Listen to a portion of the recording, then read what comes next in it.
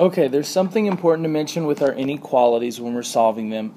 When we have a negative that we're going to be multiplying or dividing by. This is kind of our one special thing. The same as, like always, with our inequalities, you solve it just like an equation. So if I look on my left side, I'm going to have a negative 2x. That lets me know I'm multiplying, so I need to solve it with division. Just like with our equations, we solve it by dividing by negative 2, so I have 1x left over. On my other side, I have 12 divided by negative 2, which I know is going to be negative 6. Now, here's where something interesting is going to happen. Because I divided by a negative 2, my inequality sign is going to switch sides. So instead of being a greater than like it was to start, it is now going to be a less than. This switches. Okay, because we divide by a negative, anytime you do that, your numbers kind of switch places on the number line. And if you check it, if I take a number that's less than negative 6, let's say negative 7, and I try it out, negative 7, negative 2 times negative 7 gives me a positive 14, and positive 14 is greater than negative 12. That works out. So it does work. Okay, now again, I'll graph it on, or represent it on my number line. Since it's just a less than sign, not less than or equal to, I'm not going to include negative 6 in my solution set. So I have an open circle. Then I want to include all numbers that are less than negative 6. So it looks like that. Okay?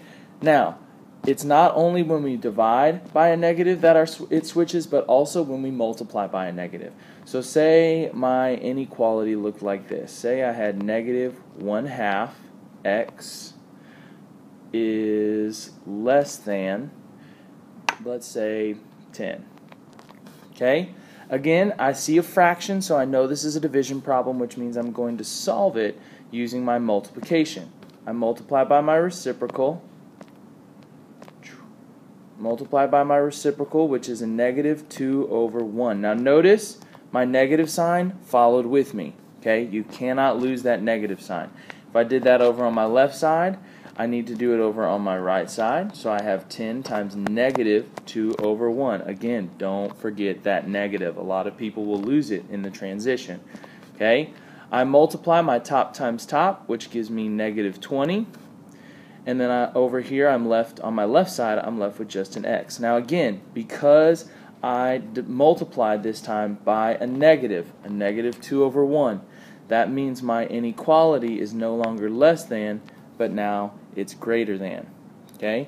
So, just make sure when you multiply or divide by a negative, your inequality needs to switch sides. It doesn't matter if it's less than or equal to, greater than or equal to. If you have the negatives over here and you multiply or divide by them, it has to flip.